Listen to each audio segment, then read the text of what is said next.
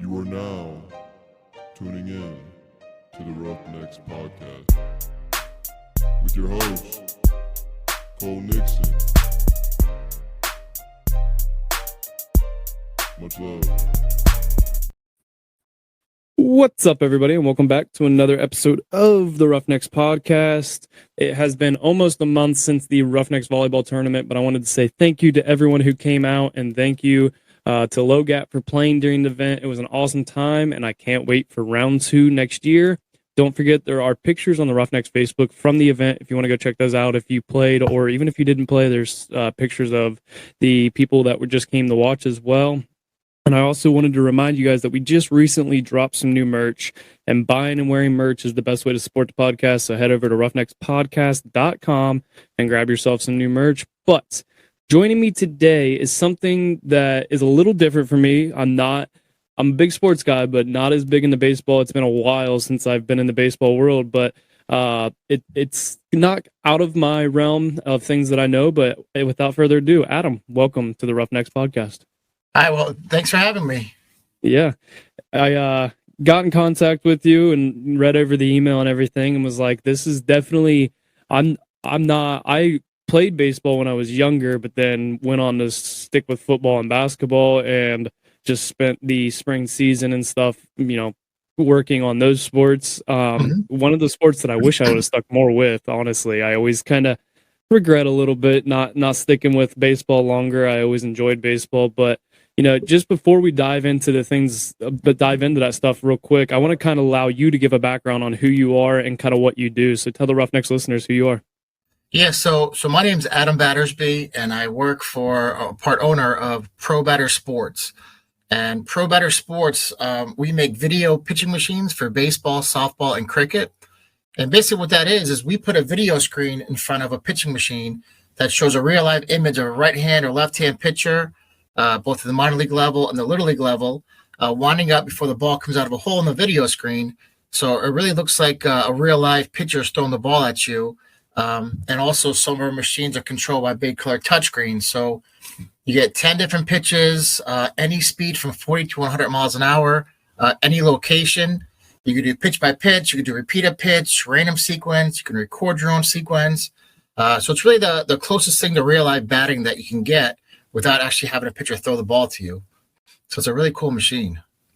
What was the idea? Like, because there's, this is more of a higher end, I want to say, like a more advanced pitching machine. What was the reason to kind of take it? Like, what was your thought process of why you did it? Because originally, most people, there's just like the normal baseball pitching thing that just throws it same spot, like roughly the same speed every time. So what made you want to advance it? Yeah, so growing up, we had a batting cage in our backyard with a little 2-wheel jugs machine. And basically, if you guys know the jugs machine, you raise your hand up, put the ball in. It doesn't always go smoothly through.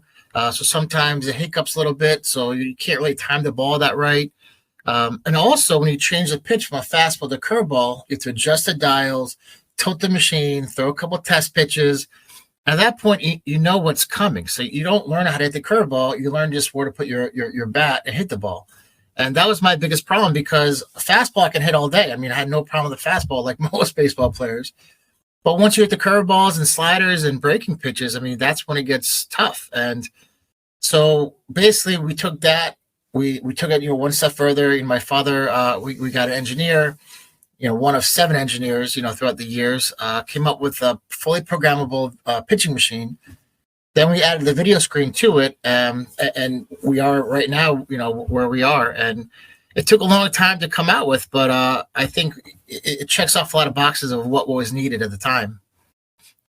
Yeah, because like you said, you can throw 10 different pitches. That's correct. Yeah.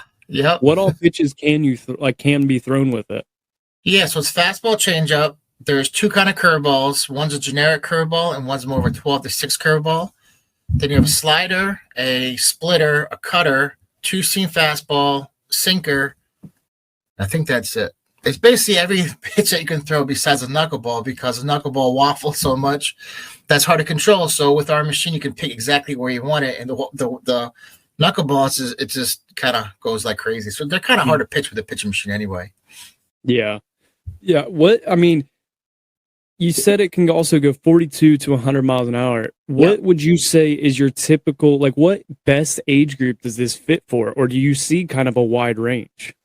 Yeah, so we actually it's all different ranges. Since it starts at 40 and we have little league picture images on there, you can start at any age basically. And the way the touchscreen is laid out is you have 9 different levels. They're all age appropriate levels. So the first 3 levels are based off 45 feet, and you have the little league thrown to you. And then the higher level you go is based off 60 feet 6 inches. You have the minor leaguer at you, and the higher level you go, the more pitch selection you have, and the more speed ranges you have. So basically, what you would do, you put down 2 home plates, one for little guys and one for the older guys. And then what we actually also have, it, which is pretty cool, is a combo machine. And if you have that, then you have the softball thrown to little league distance. So you still have those 2 home plates. But yeah, it's really wild, watching these images, throw and wind up, and it's a cool machine. Yeah, I mean, I've looked at them, and it's literally like essentially a projector screen with you see an actual pitcher, and then there's just the hole right where the ball comes through, but it's as their hand is it's literally like someone is throwing you the ball the entire time. And in batting practice, like, the BP that they do before, MLB games and stuff, you're getting the same type of pitch pretty much every time. And, it's not as realistic as, or like if you have batting practice during practice, you don't always get the realistic unless you have a live pitcher throwing to you, but this gives it more of a realistic feel to it. So, that was the goal, obviously, but where was, like, when you originally created, where was the clientele? Like, what kind of type of clientele were you looking to reach when you guys originally came up with this? Yeah, so when we started in 1999, our machine at the time was like $95,000, which is expensive, and the next highest pitch machine was like 7,000. So it was a hard sale. So we went after Major League Baseball. We had a few Major League Baseball customers at first, and that kind of helped pave the way, because if I'm calling it like a batting cage, these batting cages don't make that much money. I mean, they make good money, but not enough to justify a $95,000 machine. So at first you have a lot of resistance. They're like, why should I buy this? I can't afford it. What kind of money does it make with it? And they ask those questions. But then when you started telling that the White Sox use it, or this team uses it, or that team uses it, then then slowly you start building momentum, and they start listening to you, and they start hearing you out, and they start realizing that if the major league guys are using it, then it is a great training tool, and maybe we should adapt it too. So basically, then from there we went down in price. We hit more of the training centers. Right now, the batting cage and training center market is definitely our biggest market, just because they can make money with it, and it help. It's a good revenue producing machine. But then we went down, quite a bit in price. Then we went down to another model at 45, then another model at 27, and we have other models that start at 8,000. So it's definitely helped out quite a bit. Yeah, I was gonna ask about the price, because, like, it's crazy to think that you started from the top and worked your way down, where a lot of people kind of go the opposite direction, where they start from, like, the little guys to work to the big guys. But it's, everything works different. Was that a challenge to have to go that route, or was it just kind of the way it felt? I would say it was definitely a challenge, because not only did we have to sell the machine, we had to create a market for it. Because, like I said, the next highest pitch machine was like $7,000. So people are like, why the hell should I buy a $95,000 machine when the next one's 7,000? I can buy like 10 of those and hire 3 coaches. So it was definitely challenging. And then we hired more engineers, figured out ways to make it cheaper, and just do it better, basically, to make it more affordable for the everyday person. But back to your point, it probably would have been a lot easier starting lower and working our way up. Definitely. What the first one that you came up with, did it have all of these things, the 10 pitches, being able to do different distances? Was that the original prototype, or did you have a bunch of prototypes that led up to what you have now? No, our first machine was a top of line machine. It did have the color touchscreen. But it's funny. I mean, when we first came out, the projectors that we used were like 2,000 lumens for like $2,000. And just like computers, everything gets cheaper and better and better, you know. And then, so we went to better projectors as the years went on, went to a bigger and nicer looking touchscreen. So everything just kind of advanced, you know, technology wise. But then also we looked at the market and said that we can't really survive just selling a $95,000 pitch machine to 32 different teams, you know, major league teams. So that's when we looked at the market and said that a lot of different facilities use the Iron Mike or the Hack Attack machine or the Jugs or the ATEC. So let's come up with a conversion kit for those guys, which, you know, you can call and say, listen, this is $8,000 instead of $95,000. And that's definitely helped us out quite a bit. Yeah, that's actually a really good, you know, because eventually you knew your market, you had the MLB and all that stuff, but then that eventually that does, you know, close. Like after if you were able to sell to every one of them, you have nothing left to sell at that point. And then expanding your market and then the conversion kit, I really like that idea. Like from a business sense, that's really thinking outside of the box of adding a twist in, being like, all right, you have this. Here, we'll give you the cheaper, like it's a cheaper version essentially, but you getting the same thing because you already have the setup. It just, we're adding our conversion kit to it. Yeah. What's nice about it too is like a lot of facilities have the Iron Mike. They have the 5 of them. So they'll buy, you'll start with one, then they'll see the revenue produced and they'll get a second one and a third one, a fourth one. So at the end of the day, you know, you still get a nice sale out of it. And the facility looks really nice because you have all these video screens of pictures winding up and kids love it. And it's really a win-win, you know, from that standpoint. Are you able, because you guys have the 3 different ones, I believe, with the pitch or the baseball, softball, and cricket, is that correct? Mm-hmm. Correct. Yeah. Are you able to, I'm just wondering, like, do they have to have like one just set up for baseball, one just set up for softball, one just set up for cricket? Or are they able to like kind of change that on the fly where if somebody goes into that cage and wants they're a softball player instead of the baseball, they want to hit the softball, like, is that something that you can change or is it just kind of one setup? Kind of both. So the softball has motors separated, you know, because the ball's bigger. Now you can change them back and forth, but it takes a little bit of time. But what we do for if someone got a cricket, baseball, softball combo, we would use a baseball pitch head for cricket and just change the database around. So it's all computerized, so you can just switch databases and have the cricket database or the baseball database.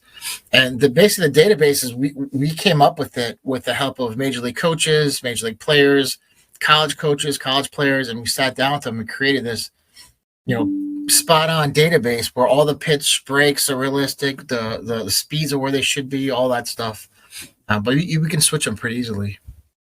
Okay. Yeah, that was just one thing that I was like wondering, but it would be just, I can't even imagine like going into a batting cage and then having like an actual pitcher throw to me, like, cause I'm just used to like staring at this cage and waiting for the ball to come flying out when you never really know when it's going to be coming. Exactly. Yeah.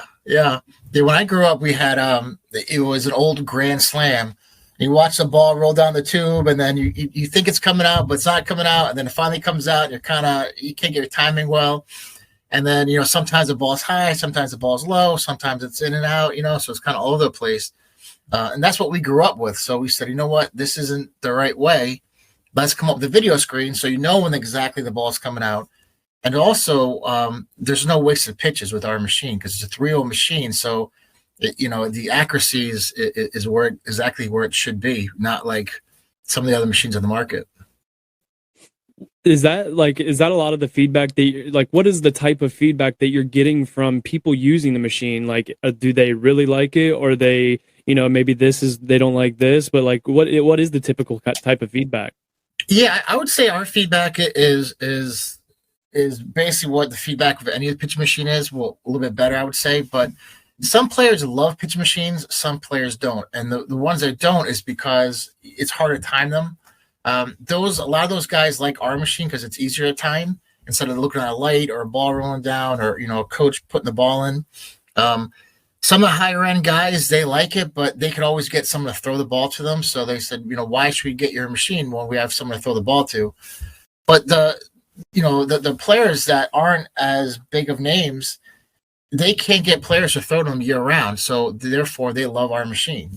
We also have some big name players that use it for all season training. Some big name guys that say, "Let me put my house. We work on left hand pitchers, right hand pitchers, curveballs, and just they add that to their training routine." What was kind of the idea behind, because I feel like, especially here in America, like baseball and softball makes a lot of sense. What was the cricket? Did you have people approach you about it? Why did you add the cricket into it? Yeah, so when we started the business, we had no clue about cricket or that we were going to go into the cricket market. They actually found us. So what happened was we have a lot of machines out in spring training for the major league clubs. The Florida, Arizona, and the cricket guys would come to America to see how the baseball players were trained, to kind of get some ideas, some see what kind of machines they use, equipment they use, drills they do, all that stuff, because it is a similar sport. So I forgot what team came first. It was either the ECB, which is at the UK, or Cricket Australia. They're both they compete. There's a big rivalry between the two. One of the coaches saw it. They said, "Wow, this thing's cool. Can you guys make it for cricket?" We said, "We can, but we don't know anything about cricket, so we need your help. We need your help to create the database." So they sat down with us. We had video images on it of cricket players, which are pretty wild because they come running in and then they jump and then they throw and the ball skip and spin it. I mean, they're wild. So sat down the coach, came up with the machine, sold the machine to them. It was great. That same coach then went to the other team, told them about the machine, and then they came to us and they bought a machine because they had to compete. Then they came back and bought a second machine. Next thing you know, you had New Zealand, India, all those countries buying machines, and then the ICC bought a machine for Dubai, and that's the International Cricket Council. So that's like the biggest governing border. So that was pretty cool. Set up a machine Dubai for all the different teams to use, and it was definitely a cool addition. It took me a little while to understand the sport and kind of learn it. So, but it was cool, Is there other sports that you think you could potentially maybe enter the market in, or is you guys kind of sticking with these three at least for now? We're always looking. I mean, we've been approached by a few people to see if we could do a tennis machine. Now, the only thing with tennis machine is that our machine anytime you move, you got to recalibrate it because it's all pinpoint accurate. So that'd be a challenge. But with this new machine that we came out with, the PX3, it's a lot lighter, so we can put it on caster wheels and move it around that way. So tennis could be an option. You roll out in the tennis court, let people use it, practice serves and returns and all that stuff. But we're always looking. But right now, we're concentrating on baseball, softball, and cricket, especially because this new PX3 only came out a few years ago at a much lower price point. So we're trying to kind of exhaust that market before we look to expand. What baseball top or MLB or up in the top programs have you guys worked with? Yeah, so we have about 25 machines in professional baseball. One of the coolest sales, at least for me, was the Yankees. So they bought a machine, for the players. Went to the stadium. The stadium's only about an hour from here, from my house. And I grew up, with the New York fans. Met with Brian Cashman, which is pretty cool. Set the machine up for them, and then they liked it so much, the players loved it so much that they came back and bought 4 more machines to spread through their minor league system. And they actually donated one to this the Chinese Baseball Association, which they had an agreement with it at the time. So that was pretty cool. Similar was the Indians, because they bought a lot of machines throughout the years as well. And it's always nice to see, because if they buy one machine, the players like it, that means it's a good machine, because they critique everything. The spin's not right, they critique it, and they liked it enough that they kept on buying more machines. So that was a cool sale as well. I think for my father, the coolest sale was the Dodgers, because he grew up, in New York, and Brooklyn Dodgers fan, and he always wanted the Dodgers to buy a machine. So when that deal finally closed, I kind of surprised him with it, the signed quote and the check, and he was pretty pumped about that. Yeah, it would definitely be cool. You being able to sell essentially to your hometown, to your hometown team, that would be really cool to be able to do. So that's awesome. And even though it's not the Indians anymore, now we got the Guardians. So That's right. Yeah, that's correct. Yep. Yeah, this was a couple of years ago when they first started buying, when they were the Indians. yeah. But I don't know if you saw the Oh, game last night, but that was a wild one. oh, I did. Yeah, right before. Yeah, people didn't know that was going to be the fight, not the other Yeah. fight that was supposed to happen later in the night. Yeah. I mean, that was crazy. I mean, I couldn't believe it. I think I watched it, 10 times on ESPN and last night the videos, and it's crazy. Yeah, it was definitely interesting. The fights in the MLB are always interesting. I don't ever see them coming, and then all of a sudden they're like, they just start swinging and they just start going. Yeah. But you know what? I was telling my wife about this last night, that this time of the year, players are tired, they're cranky, they're not cranky, but they're starting to wear down a little bit. It's a long season. They're hot days. They're traveling everywhere. There's, they're competing for the playoffs. Sometimes the trade deadlines happen, and they get a little angry because, they're sellers or buyers. They're not where they should be to make a playoff run. So I don't really know the whole truth, the whole story behind that, but it seems like there was a story behind it for that to happen. Yeah, it is such a long season. I mean, football, they play I don't even know what it is. I know in college it's 12, 14 games or something. Yeah, NFL is 17, I believe now. Yeah, but they play how many games do they play in the MLB? It just seems like they're going MLB is always going on. Every for months you just see an MLB game, but you don't see that with the other sports. It is such a long season, and that'd be tough too, because that's a lot of time on the road. Yeah. You're not home very often, and when you are home, you're usually playing baseball, so you don't have as much time at home. Yeah, and the game goes to, say, 10 o'clock at night. You have to take a shower, change, get on a flight to go to another town, and then you could have a 1 o'clock game. So you have to, a couple hours of sleep, get to the stadium, get a stretch, train, run. Look at There now so many scouting reports about pitchers and where to throw to them, where not to throw. The hitters, and so you're gonna then learn that, stretch, and get ready. And it's a long season. It's definitely a long season. Yeah. So I wanted to kind of ask too, what is it? Just essentially a projector screen that's projecting the actual video simulation? Yeah. So we use it's a thick white coated canvas. So you can hit that thing all day long. It'll get dirty over time, but it will withstand the batted balls. And then the projector sits 13 to 20 feet in front of the projection screen. And it's fully covered, the big box. So it's fully. I mean, those guys hit the ball real hard, so you got to make sure everything's protected. Yeah, I was wondering about that because most projectors, a lot of them hang. So I was like, how would they be able to do that? If is yours hang, or is yours the one? Is it on the thing on the ground? Yeah, we put it on the ground, but we don't bolt it down. So if you want to use that batting cage for anything else, like soft toss, live pitching, lessons, you can decide to the side. We do have customers that hang it from the ceiling, and you definitely can do that. We don't do that because a lot of it's custom work. And we install in facilities with 100-foot ceilings, 20-foot ceilings, and we don't have the equipment. And then take that in a net sometimes and then hang it, and it's a lot of custom work. So we give the customer the option to do it, but they would have to do it themselves. Yeah, and you can also use this as a catcher can use this as well, correct? Yes. So I actually grew up as a catcher, and it's a great training tool because I can create my own sequence and say 20 pitch sequence, 10 strikes, 5 low, 5, however many pitches you want, but some low, some down the middle, some inside, some outside, some in the dirt. So I can work on, receiving, framing, blocking, all that stuff. So it's definitely a good training tool. I mean, when I grew up, blocking is hard, as a kid, because you're a little scared of the ball. You're trying to get used to it. Then you have to get down there, and you have to. It helps the learning curve on how to block properly, basically, and also framing and receiving. So you could definitely do that. We have a lot of customers that do that for catching.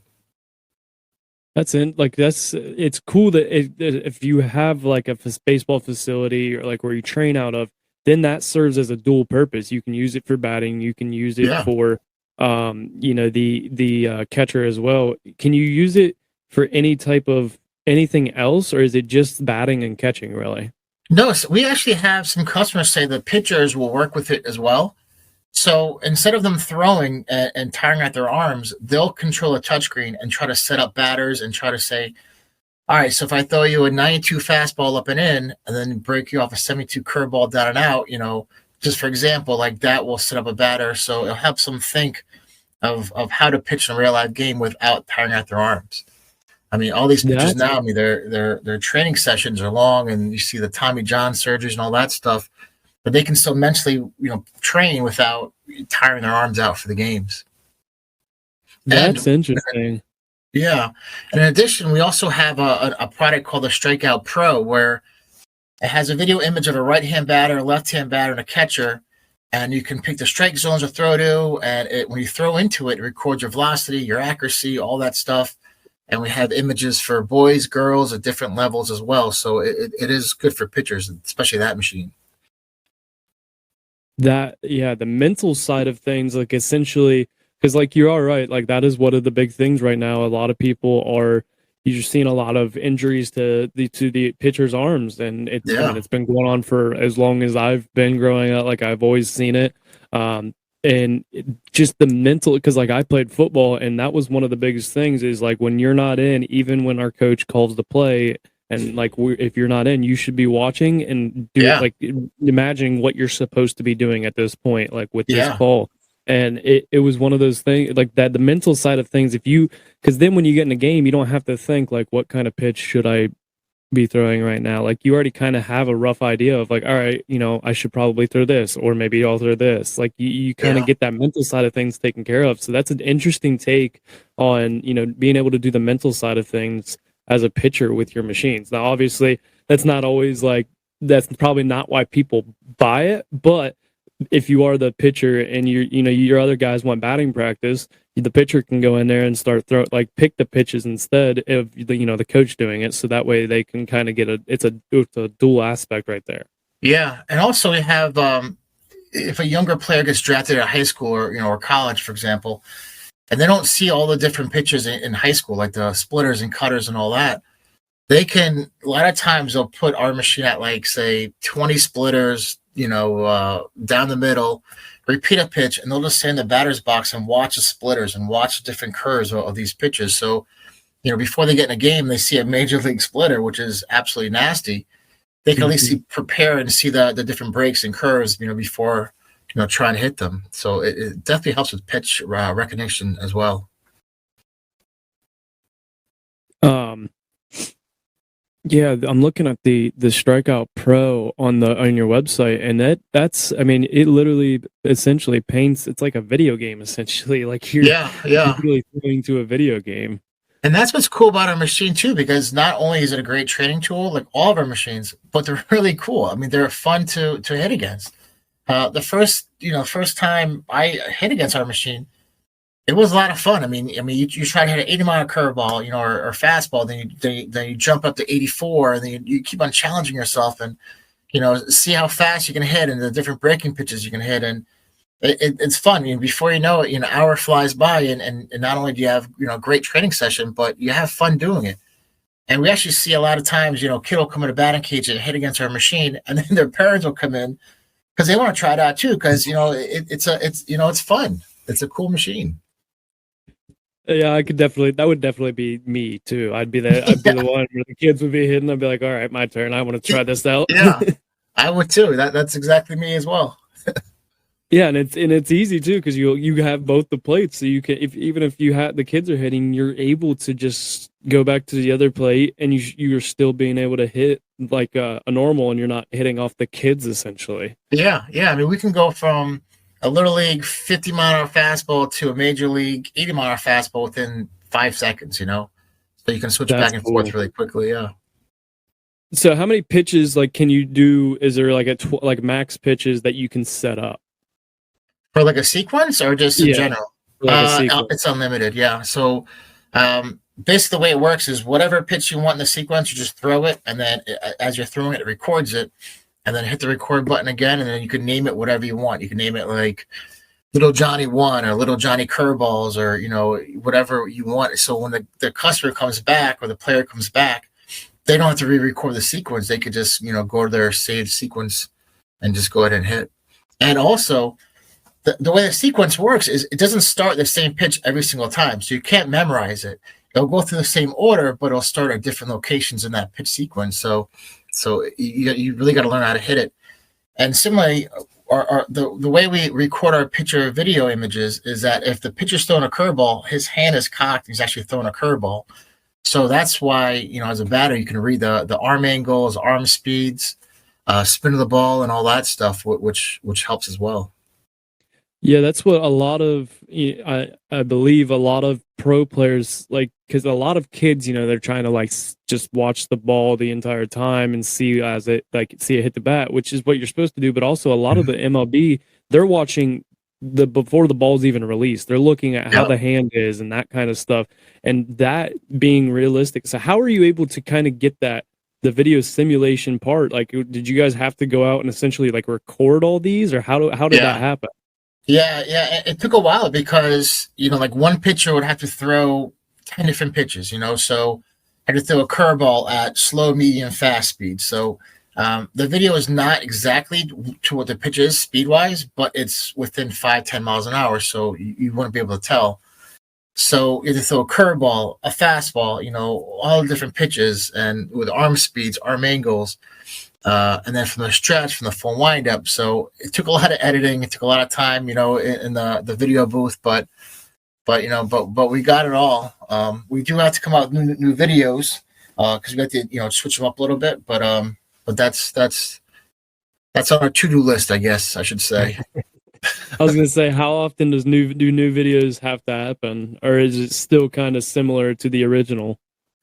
Yeah, I mean, the original came out the best because at the time we filmed it at a major league stadium, so it looked the best, and just the way with the lighting and all that stuff. But then we did another video shoot at a minor league stadium, so just add different looks and all that.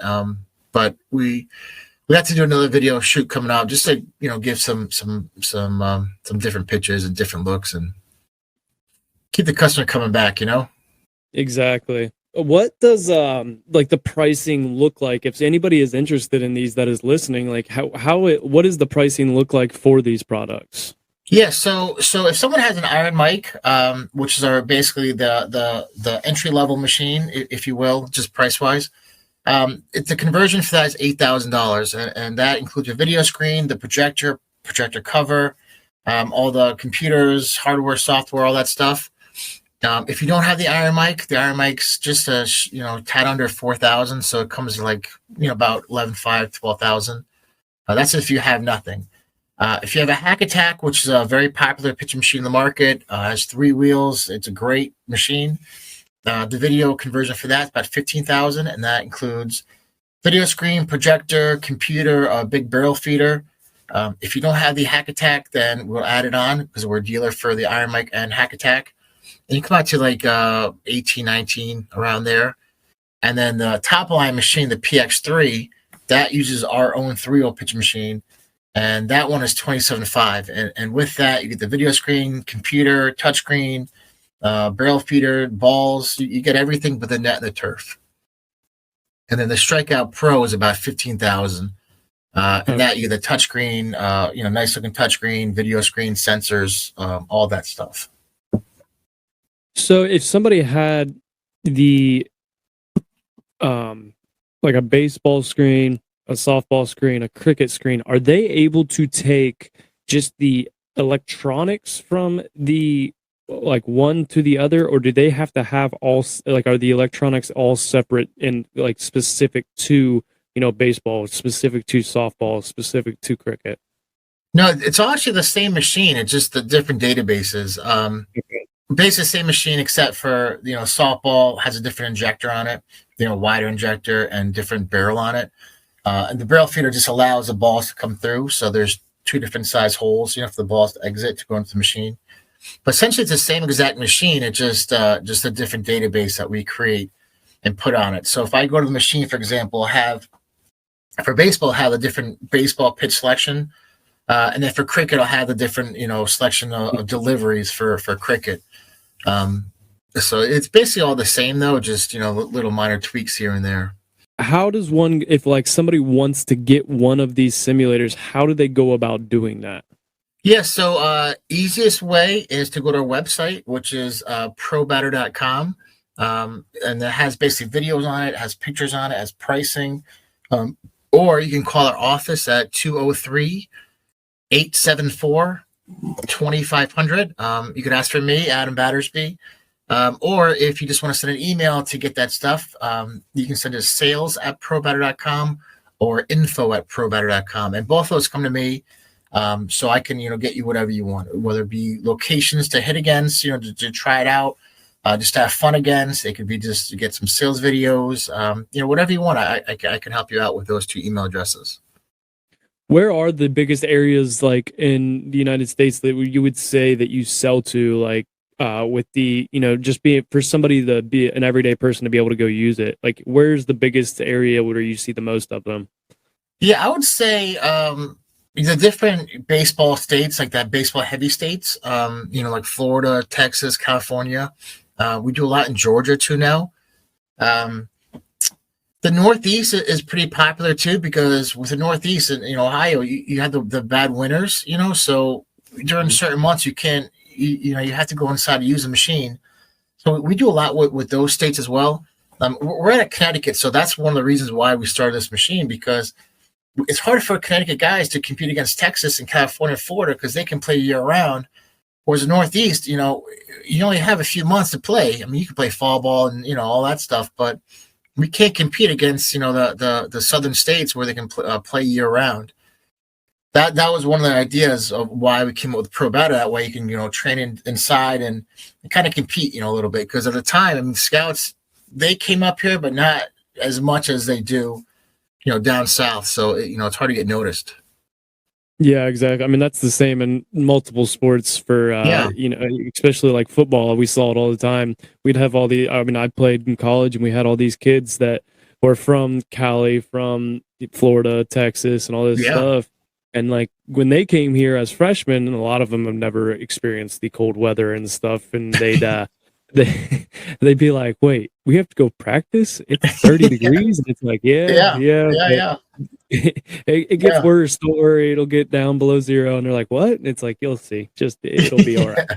Yeah, you can bring out the old shovel, just have give a catch. I always loved when the Florida kids and stuff would put on their winter coats, and it'd only be like September, and I'm like, this isn't even cold yet, guys. Like, this is warm weather still. Yeah, give it 2 more months or 3 more months, and you'll see what cold is. Yeah. What was one of the hardest things to figure out when you were in the process of originally making this? Like, whether it was sales or designing it? Actually, I want to ask the designing it question first. Like, what was the hardest thing to kind of figure out when you were first making the design? We had a lot of different engineers bring different ideas to the table, which definitely helped. But we knew what we wanted. We knew we wanted a 3-wheel pitch machine, because that would create more spin, more realistic spin on the different pitches.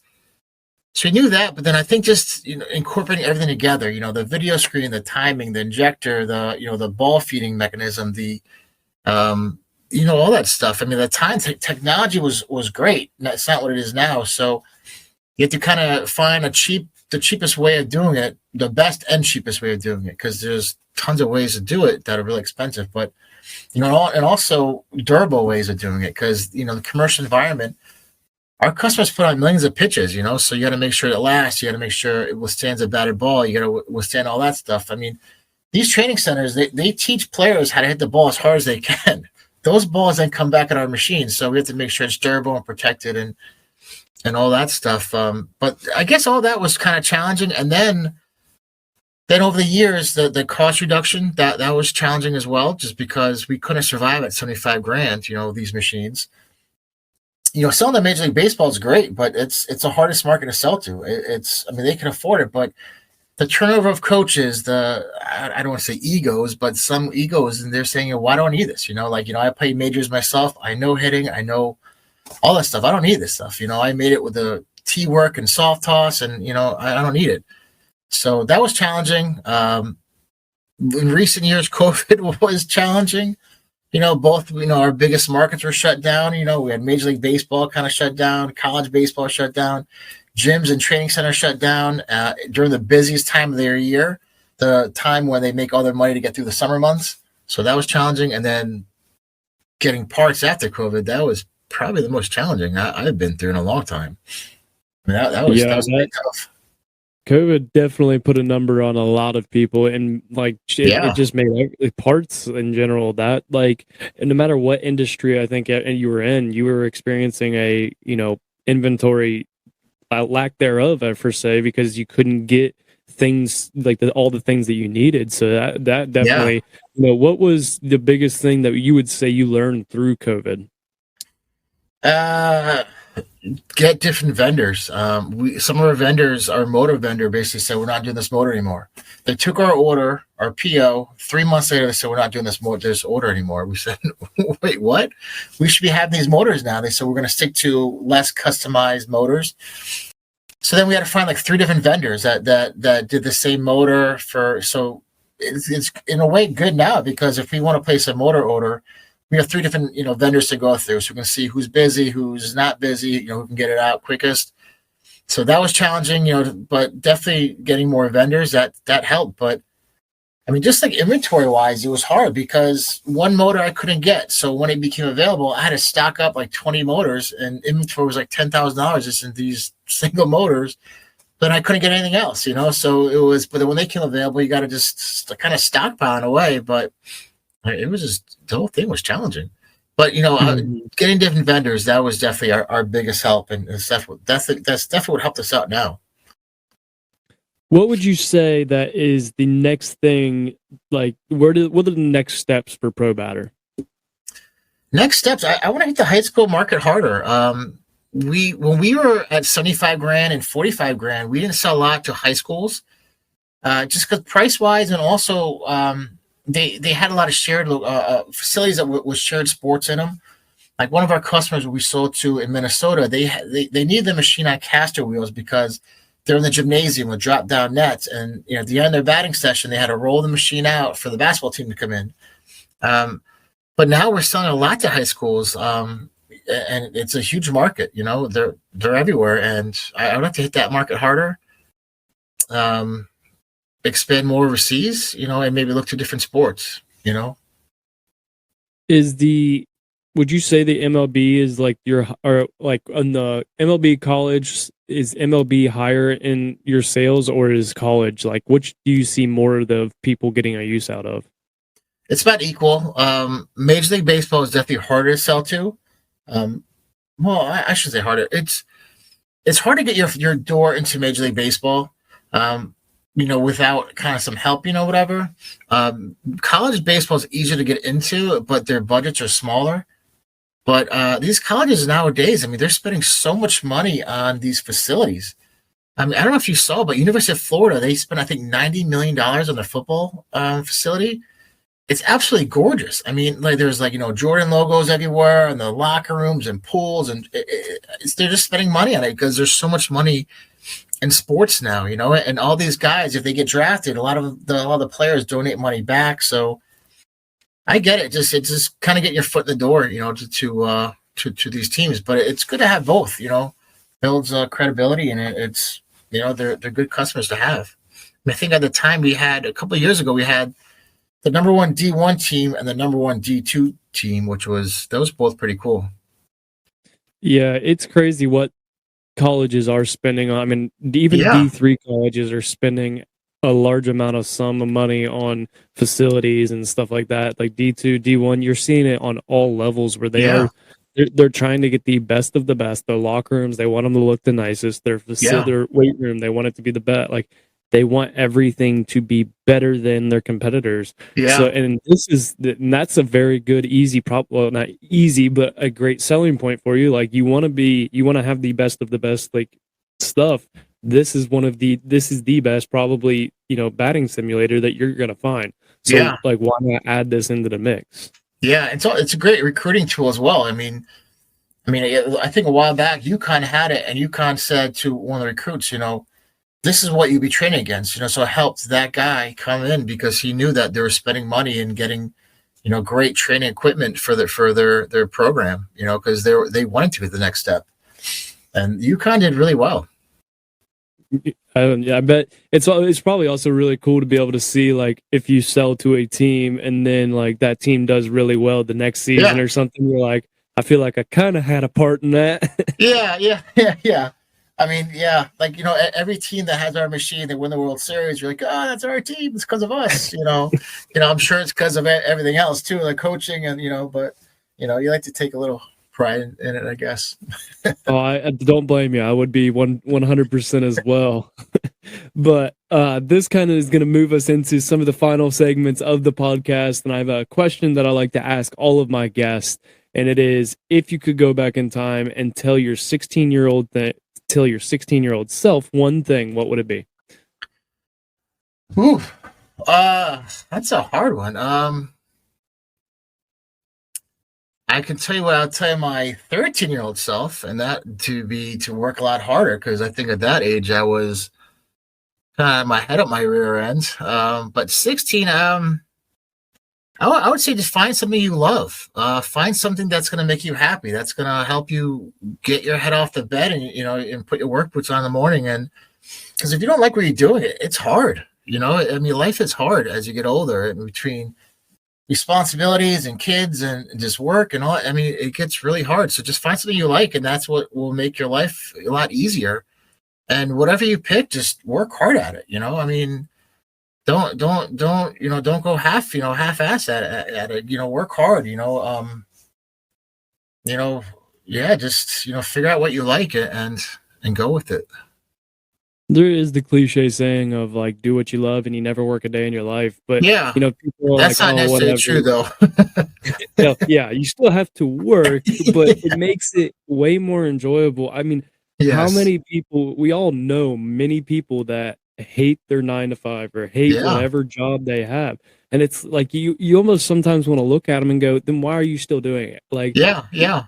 there's other options out there. You're the only person that's stopping yourself from Exactly. getting to that point. So just go do it. I'm tired of Yeah. hearing you complain about it. Yeah. Just life is short. Pick something you like and just go at it. I think the key is after you come home from work every day, you have to look yourself in the mirror and just say, was I happy with today? Was I happy basically? So you gotta either your performance or what you're doing in your life, and if you're not, you gotta make changes, and if you don't make changes, it's on you. But whatever you do, Exactly. just give it your all.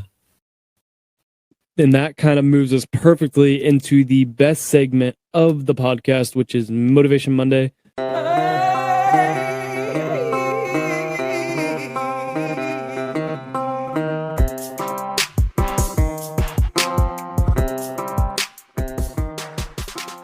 Motivation Monday is the point in the episode where I allow a guest to give the Roughnecks listeners a little inspirational bump to set the tone for their week as they listen on Monday morning. So what do you got for Motivation Monday? Motivation Monday. Get up, give it your all, and hold yourself accountable, basically. So basically what I do, I always make a list of stuff I got to do, and then I got to check it off at the end of the day and hold yourself accountable for it, whether it be making a list of sales calls, and it would be, a task list, just hold yourself accountable and then ask yourself, in the mirror every day, why did I get it right? Why did I get it done? And try to improve on that and, make the necessary steps to get your boxes all checked off and work hard, man. You got to work hard and take care of yourself and have fun. One of the things that I don't get how some people, because I'm a very big checklist guy. Like I have my list and I have to like cross, like I want to go down and check those boxes. Yeah. But like, I never quite understood how some people can just like, yeah, I'll figure it out and just kind of roll with the day. And it's like, how do you even know what you got done or if you got anything done? Yeah. I mean, the best days I have is like, if I'm making sales calls, for example, I look at my reports in the day and I say, all right, I made, 40 calls, 50 calls, 30 calls. If I made 10 calls, I'm like, well, I had a 9-hour day. What do I do for the rest, those other 8 hours, So, I mean, some days are like that. Some days are scattered. Some days, you have to put out fire. Some days you have to do this and that. Understandable. But at the end of the week, at least you got to look at yourself and look at what you did and look at your time. I mean, then the week you have 40, 50 hours. You got to make sure you fulfill those hours, the best way that you can. Yeah, especially when you own your own business and have Yeah. you really have to be on top of your game. Otherwise, you might as well just say goodbye to that business, because Yeah. it all starts with you and then trickles down to the rest. Exactly. And let me tell you, if you're not making money, you got to open that old wallet, and that's not fun. So you're better off. You're better off, doing the best you can and work the hardest you can, just so that wallet doesn't have to come out, because that's not a Exactly. fun day. I'll finish up with this question, but if you could give one piece of business advice to, maybe somebody that was looking to start their own business or just kind of got into their own company, or is higher up, what type of business, what is the biggest piece of business advice that you think you could give? I would say make sure you put enough time into networking, whether it be through social media, through LinkedIn, exhausting all your college buddies, your high school buddies, kind of let them all know what you're doing. Spread the word. I mean, you'll be surprised of how many leads you get, or how many connections you get. It might not be a selling lead. It might not be something that's going to give you money, but it's going to be someone that's going to lead you to someone that might have money. And getting a foot in the door is sometimes hard. Like with Major League Baseball, it's hard. I mean, Brian Cashman gets, thousands of calls every single year of people trying to sell him stuff.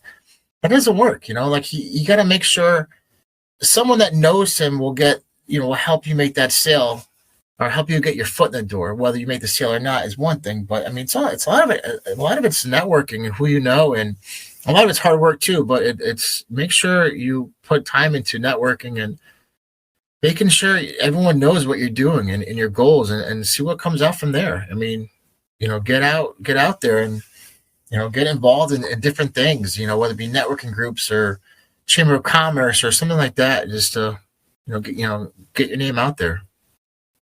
Networking is something that I learned late in my senior year Yeah, of college, and I wish I would have learned it back in high school, even, because that would have exactly. made things a lot easier.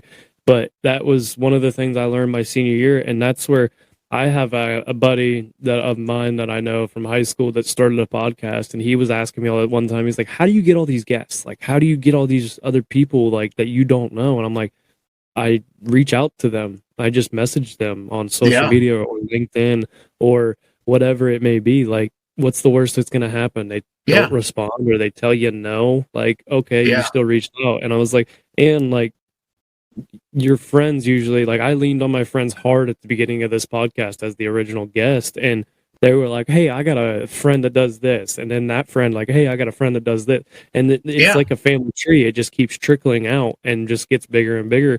But yeah, networking can get you so far in any aspect of life, whether it's fitness, exactly. whether it's business, whether it's relationships, whatever Yeah. it is.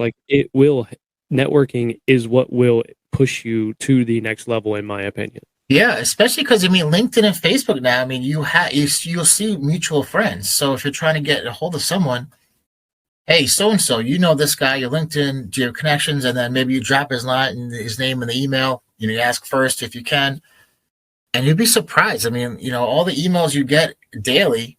If someone mentions, a mutual friend, I mean, you're gonna take the time and look at it, and at least give them a couple of minutes of time to see, if it's worth it, or you're gonna, that's what you need sometimes. Exactly. But Adam, thank you for coming on the Roughnecks podcast. Where can people find your products and if purchase your products? I will also put the links to this in the episode description. Yeah. So again, it's probatter.com. Or if you want to give the office a call, it's 203-874 2500. Or if you just want to email in, it's either info@probatter.com or sales@probatter.com. And they both come to me. Whatever you need, whether it be just locations to see the machine, to hit against it, to have fun against, or if you want to see it to possibly purchase it, I can help you out as well. Again, it's probatter.com. Definitely go check that out. And like I said, the links to all of this will be in the episode description. If you are somebody that is looking to get in contact with Adam about these Probatter simulators, definitely think they're awesome. I will have to try one out when I I'll find one around here or somewhere where I'm visiting and definitely go check one out. But you guys know the deal. Until Friday, when we're back with another episode of Reno's Rant. Life is hard and it's gonna knock you down just like a bull does to a bull rider. And don't let that bull of life walk all over you. Get up, grab the bull by the horns, and take control of your life. Roughnecks, out.